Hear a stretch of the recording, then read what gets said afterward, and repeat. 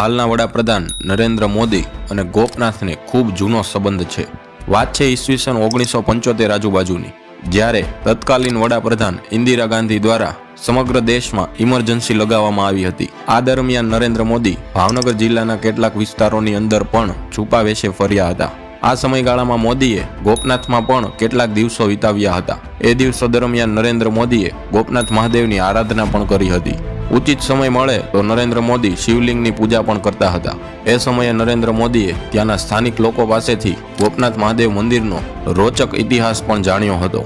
ઘણા વૃદ્ધોના કહેવા મુજબ એ વખતે નરેન્દ્ર મોદી ગોપનાથના દરિયા કિનારે નિયમિત યોગા તથા ધ્યાન પણ કરતા હતા। ટૂંકમાં જે તે સમયે નરેન્દ્ર મોદીએ ગોપનાથ મહાદેવની આધ્યાત્મિક શક્તિઓ તથા ત્યાંની પ્રકૃતિને ખૂબ નજીકથી જોઈ હતી।